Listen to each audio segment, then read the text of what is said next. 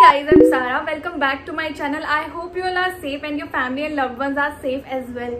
So in today's video, I'll be sharing with you what are the pros and cons of being a cabin crew. Cabin crew बनने के क्या फायदे हैं और क्या नुकसान हैं. So now without any delay, let's start the video. So इस वीडियो में मैं कैबिन क्रू बनने के आपको 5 प्रोज एंड 5 कॉन्स बताऊंगी. तो सबसे पहले स्टार्ट करते हैं प्रोज से, यानी कि बेनिफिट से. तो जो सबसे पहला बेनिफिट है क्रू बनने का, जिसकी वजह से बहुत सारे लोग कैबिन क्रू बनना चाहते हैं, जिसकी वजह से मैं कैबिन क्रू बनना चाहती थी, वो था ट्रैवलिंग. यस, आपको कैबिन क्रू जॉब में बहुत ज़्यादा ट्रैवल करने को मिलता है. इट्स लाइक कि आपको ट्रैवल करने का ही पैसा मिल रहा है, क्योंकि आपकी जॉब ही ट्रैवल करने की है. एंड आपको इस जॉब में नई नई सिटीज़ को एक्सप्लोर करने का मौका मिलता है. आपको नई नई सिटीज़ में लेओवर मिलता है. And now what is layover? It's a kind of like आप कोई भी फ्लाइट कर रहे हैं, लाइक दिल्ली टू बैंगलोर, तो आपको बैंगलोर में एक दिन का स्टे मिलता है, फ्री होटल और फ्री फूड मिलता है वहाँ पे. तो आप चाहें तो जाकर बाहर एक्सप्लोर कर सकते हैं. जो भी अगर आप बाहर घूमते हैं तो उसका जो एक्सपेंस होगा वो आपका खुद का एक्सपेंस होगा. कंपनी जो है वो सिर्फ आपको होटल एंड फूड प्रोवाइड करेगी. इसके अलावा अगर आपको कहीं भी घूमना है तो वो आपको खुद के एक्सपेंस से ही घूमना होगा. बट स्टिल इफ कंपनी आपको होटल एंड फूड भी दे रही है, then also it's enough. And company आपको मोस्टली 5 स्टार या 7 स्टार होटल ही देती है. इससे कम तो कोई भी कंपनी नहीं देती. एंड ऑल्सो अगर आप इंटरनेशनल एयरलाइन में हो, देन तो आप like within a 1 year आप ऑलमोस्ट पूरे वर्ल्ड को एक्सप्लोर कर लेते हो. And this is so fascinating. So जो नेक्स्ट बेनिफिट है वो है good salary. If you are in domestic airline, then आपकी सैलरी वेरी करती है 30 to 50,000 के बीच में. And if you are in international airline, then minimum salary होती है आपकी 1 लाख रुपीज़. एंड 1 लाख से ऊपर 2 लाख 3 लाख कितनी भी हो सकती है. इट डिपेंड्स कि आप कितना फ्लाई करते हैं. बिकॉज जो कैबिन क्रू की जॉब है उसमें कोई फिक्स सैलरी नहीं होती. वो डिपेंड करता है कि आप कितना फ्लाई करते हैं, उसी के अकॉर्डिंग आपकी सैलरी होती है. प्लस आप लोगों को पता ही है कि कैबिन क्रू बनने के लिए सिर्फ +2 ही रिक्वायर्ड है. तो अगर +2 करके अगर आप 30 से 50 हज़ार रुपये महीना कमा रहे हैं, then it's so good. Because as you know कि ग्रेजुएशन करने के बाद भी लोगों के सिर्फ 15-20 हज़ार की ही नौकरी लगती है. एंड कई बार तो पोस्ट ग्रेजुएशन करने के बाद भी सिर्फ 20-25 हज़ार की ही नौकरी लगती है. एंड अगर आपको +2 करने के बाद इतनी अच्छी सैलरी मिल रही है, then it's definitely a perk. अगला जो बेनिफिट है वो है फ्री टिकट्स एंड कूपन्स. इसके अंदर क्या होता है कि कंपनी आपको 1 साल में कुछ फ्री टिकट्स और कूपन्स देती हैं आपके और आपकी फैमिली के लिए. And free it's not like कि वो बिल्कुल ही फ्री होंगे, ज़ीरो कॉस्ट पे होंगे.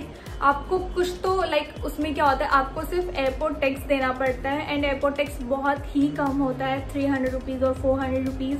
एंड फ्लाइट टिकट के लिए 300 और 400 रुपीज़ तो बहुत ही कम है. ये तो लाइक ट्रेन की टिकट से भी ज़्यादा सस्ता है. तो आप इजीली कहीं भी ट्रैवल कर सकते हैं, आप एंड आपकी फैमिली वाले. So next is free time. बाकी जॉब्स में क्या होता है कि आप लोगों की शिफ्ट होती है 8 से लेके 5 बजे तक, या फिर 9 से लेके 6 बजे तक. एंड आपको हफ्ते में 6 दिन काम करना पड़ता है या 5 दिन काम करना पड़ता है, और सिर्फ सैटरडे संडे का ऑफ मिलता है. एंड इस जॉब में ऐसा कुछ भी नहीं है. आपके लिए सैटरडे संडे कुछ मैटर नहीं करते. आपके लिए सभी दिन एक जैसे हैं. बिकॉज इसमें कुछ ऐसे पर्टिकुलर नहीं है कि आपको सिर्फ सैटरडे और संडे को ही ऑफ मिलेगा. एंड आपको हफ्ते के 6 या 7 दिन भी काम नहीं करना होता. इसमें इट्स लाइक कि अगर आपने आज 2 दिन फ्लाइट्स की हैं तो मे बी आपको नेक्स्ट 2-3 दिन ऑफ मिल सकता है. या आपने कभी कभी ऐसे होता है कि आपने 1 फ्लाइट की, फिर आपको 1 ऑफ मिल जाता है. कभी कभी ऐसा होता है कि आपने 2 फ्लाइट की, 3 ऑफ मिल जाते हैं एक साथ. तो ऐसा कोई फिक्स पैटर्न नहीं है काम करने का. तो ये डिपेंड करता है कि आपका जो पूरे मंथ का रोस्टर है या स्केड्यूल है कैसा आता है. तो इस जॉब में जो है आपको बहुत सारा फ्री टाइम मिल जाता है, क्योंकि आपको हफ्ते के पूरे 5 या 6 दिन काम नहीं करना होता. अगर मैं आपको ऐसे कैलकुलेट करके बताऊं तो आपको अराउंड पूरे 30 डेज में आपको 15 या 16 डेज काम करना होता है, बाकी दिन आपकी छुट्टी होती है। तो इट्स लाइक कि आपने 2 दिन आप 2 दिन काम पे गए, उसके बाद 2 दिन आपकी छुट्टी, तो इसीलिए आपको बहुत ज़्यादा फ्री टाइम मिल जाता है इस जॉब में। सो नेक्स्ट जो बेनिफिट है वो है that you never get bored of this job. बाकी की जो ऑफिस जॉब्स होती है उसमें क्या होता है, आपका एक सिमिलर रूटीन होता है। आप सुबह जाते हैं, शाम को आते हैं, आपके कोलीग सेम होते हैं, आप सेम लोगों से मिलते हैं एंड इवन आप सेम चेयर पे बैठ के काम करते हैं। तो ऑब्वियसली बोर तो हो ही जाते होंगे, बट फ्लाइंग में ऐसा कुछ भी नहीं है। इवन आप जिन लोगों के साथ काम करते हैं वो भी अलग होते हैं। आपकी हर फ्लाइट पे अलग सेट ऑफ क्रू होता है, हमेशा अलग अलग लोगों के साथ काम करते हैं। कुछ लोग बहुत अच्छे होते हैं, कुछ लोग अतरंगी होते हैं, कुछ लोग कैसे होते हैं, तो उसको भी एक एक्सपीरियंस करने का अलग ही मज़ा है। इसके अलावा जो आप डेली नए नए कितने लोगों से मिलते हैं जिनके कल्चर्स अलग होते हैं, जिनकी लैंग्वेज अलग होती है। तो अगर एक फ्लाइट पे भी 180 पैसेंजर्स है, अगर आप दिन में 3 या 4 सेक्टर्स कर रहे हैं, तो आप एक दिन के अंदर कम से कम 400 या 500 लोगों से मिल रहे हैं। तो इससे क्या होता है, आपका सोशल स्किल भी डेवलप होता है एंड आपको कितना कुछ नया एक्सपीरियंस करने को मिलता है। तो ये तो थे कुछ पर्क्स कैबिन क्रू बनने के। अब चलिए चलते हैं कि कैबिन क्रू बनने के क्या नुकसान है। तो now we talk about cons. जहाँ कुछ फ़ायदे होते हैं वहाँ कुछ नुकसान तो होते ही हैं। तो सबसे पहला जो नुकसान है क्रू बनने का, मैं नुकसान तो नहीं कहूँगी, डिसएडवांटेज है क्रू बनने का, वो है इरेगुलर टाइमिंग्स। अभी ऐसे नहीं है कि आप डेली फ्लाइट के लिए सुबह जा रहे हैं, शाम को घर वापस आ रहे हैं। डेली जो आपकी फ़्लाइट्स है वो इरेगुलर टाइमिंग्स पे होती है। कभी आप फ्लाइट के लिए सुबह जा रहे हैं, कभी दोपहर को, कभी रात को। और जब भी आपकी फ़्लाइट लाइक अर्ली मॉर्निंग होती है 4 बजे 5 बजे, तो बहुत इरिटेटिंग हो जाता है सुबह सुबह उठ के फ़्लाइट पे जाना। एंड इसके अलावा अगर आपकी फ़्लाइट रात को एंड अगर आप सुबह लैंड कर रहे हैं तो ऑब्वियसली आप सुबह घर आके सोएंगे एंड आपको रात को नींद नहीं आएगी। तो इससे क्या है, आपका पूरा स्केड्यूल ख़राब हो जाता है। धीरे धीरे क्या होता है कि आपको रात को नींद नहीं आती, आप सुबह सोते हैं एंड रात को नहीं सोते। इसके अलावा जो है, इफ़ आप कोई इंटरनेशनल सेक्टर कर रहे हैं एंड आपने अगर इंडिया से टेक ऑफ किया और इंडिया में हो रहा है, फॉर एग्जांपल रात हो रही है, एंड अगर आप किसी और कंट्री में लैंड कर रहे हैं, अगर उधर भी रात हो रही है, तो इससे क्या है, आपका पूरा बायोलॉजिकल क्लॉक बॉडी का ख़राब हो जाता है, आपको जेट लैग होने लगता है एंड इससे क्या है, आपका पूरा स्केड्यूल ख़राब हो जाता है। तो चलिए बढ़ते हैं नेक्स्ट पॉइंट की तरफ। Next disadvantages, miss important events. अभी बाकी जॉब्स की तरह इसके अंदर ऐसे नहीं है कि आपको सैटरडे संडे का ऑफ मिलता हो या फिर आपको फेस्टिवल्स के ऑफ मिलते हो लाइक होली दिवाली, ऐसा कुछ भी नहीं है। बिकॉज जो फ्लाइट्स है वो तो फेस्टिवल के टाइम पे भी चलती ही रहती है। इफ़ यू आर लकी, हो सकता है कि आपको उस दिन ऑफ में मिल जाए, हो सकता है आप उस दिन ऑपरेट भी कर रहे हो। Because I remember last year मैंने जो था दिवाली के टाइम पे ऑपरेट किया था एंड मैं दिवाली सेलिब्रेट नहीं कर पाई, बट उससे पहले वाले साल मेरा ऑफ था। तो ये टोटली डिपेंड करता है कि आपको ऑफ मिलता है या नहीं मिलता। प्लस इसके अंदर क्या होता है कि if you want to take leave, तो ऐसे नहीं है कि आपने 2 दिन पहले अप्लाई किया और आपको लीव मिल गई। इसमें एटलीस्ट आपको 4 से 5 महीने पहले लीव डाल के रखना पड़ता है एंड देन ही आपका अप्रूव होता है। और कभी कभी क्या होता है, सडनली हमारी फैमिली में कोई फंक्शन आ जाता है या कोई इवेंट होता है, तो मोस्ट प्रोबेबली हमें वो मिस करना ही पड़ता है। हो सकता है कि आपको ऑफ भी मिल जाए, then you can attend. If off नहीं मिलता देन तो हमें वो मिस ही करना पड़ता है। तो this is also a disadvantage. So next one is makeup. अभी हो सकता है कि बहुत सारे लोगों के लिए ये पॉइंट डिसएडवांटेज हो भी सकता है और बहुत सारे लोगों के लिए नहीं भी हो सकता। So it totally depends. अभी हमें फ़्लाइट्स के लिए जाना होता है, तो ऐसा नहीं है कि हम उठे, नहाए धोए, बाल बना के चले गए।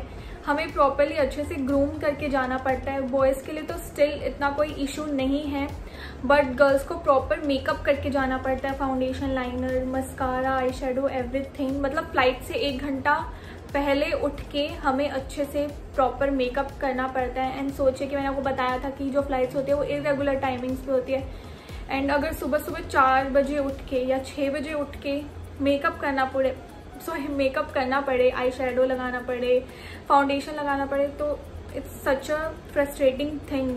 धीरे धीरे आप शुरू में तो स्टिल आपको अच्छा लगेगा, अच्छा मेकअप करके आप जाओगे, बट धीरे धीरे आप फ्रस्ट्रेट होने ही लगोगे। यू वॉन्ट बिलीव, मुझे पहले मेकअप करना बहुत पसंद है, अभी तो मेरा मन करे तो मैं शादी में भी ऐसे ही चली जाऊँ। So next one is bad eating habits.